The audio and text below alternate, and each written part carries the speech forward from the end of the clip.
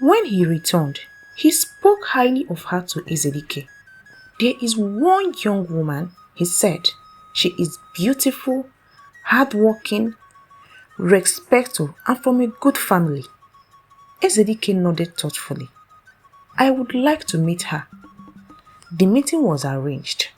The moment Ezedike saw Nkiru, recognition filled his eyes. You? Nkiru lowered her head respectfully. Yes, you are Choma's friend. I am. For a brief moment, Ezedike hesitated. He knew his decision could hurt his wife more deeply than anything else, but his longing for a son clouded his judgment. After several conversations with both families, the marriage rite began. When the wine-carrying ceremony arrived, almost the entire village gathered to witness the union. Women sang traditional songs, drummers filled the air with joyful rhymes. The compound overflowed with laughter, dancing and celebration. Yet behind every smile stood a woman whose heart was quietly breaking. Chioma. She stood among the guests with grace, forcing herself to smile whenever someone looked at her way. Only she knew how much strength it took not to cry. Then came the moment she had feared. Nkiru crossed the entrance of Ezedike's compound, not as a visitor, but as his wife. And with that single step, the peace that had once filled Ezedike's household quietly began to disappear. The first weeks after Nkiru's arrival were surprisingly peaceful. She treated Chioma with kindness. She greeted the three daughters with warm smile. She helped prepare meals. She swept compounds alongside the other women. To everyone who watched from outside, it seems as though Ezedike had married a woman who truly desired peace. Even Chioma slowly began to lower the walls around her heart.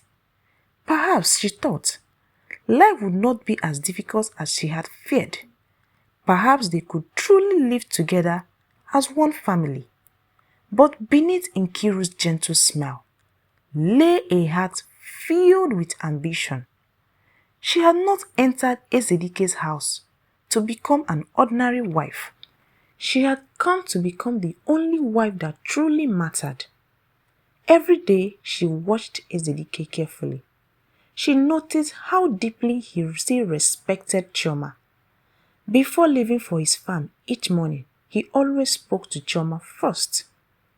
Whenever important family decision had to be made, he sought Chioma's opinion. Even the workers regarded Chioma as the mistress of the household. Each of those moments stirred jealousy inside Nkiru's heart. This should be my place, she often said. I did not come here to stand in another woman's shadow. Several weeks later, the news everyone had been waiting for finally arrived. Nkiru was pregnant. The entire compound erupted with joy. Ezedike could barely contain his excitement.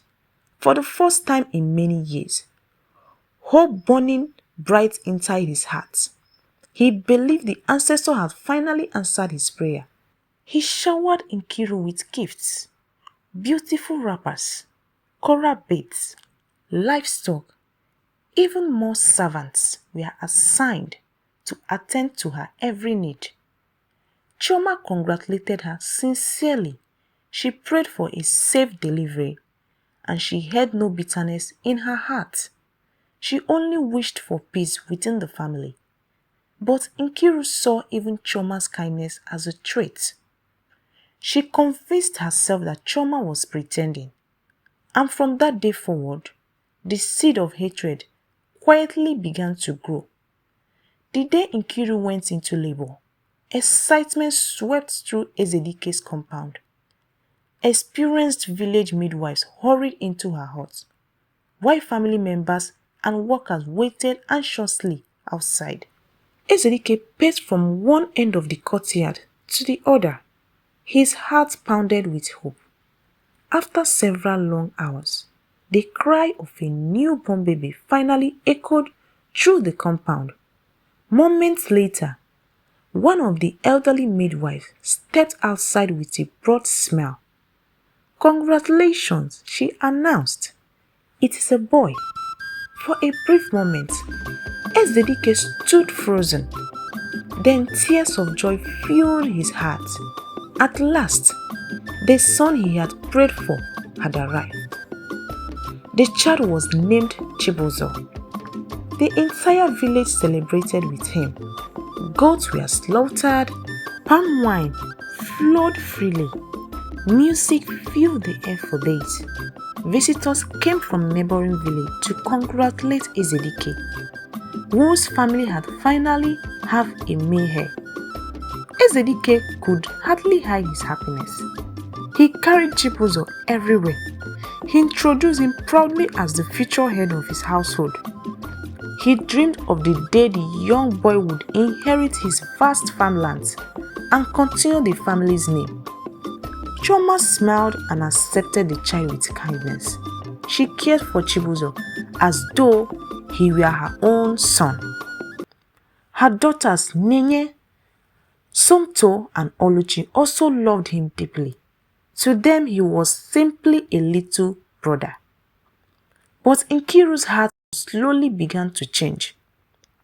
Now she had given Ezedike the son he had always wanted. Pride consumed her. She no longer pretended to be humble. She openly insulted Chioma. She mocked the three daughters whenever Ezedike was not around. She constantly reminded everyone that she was the mother of the only son in the household.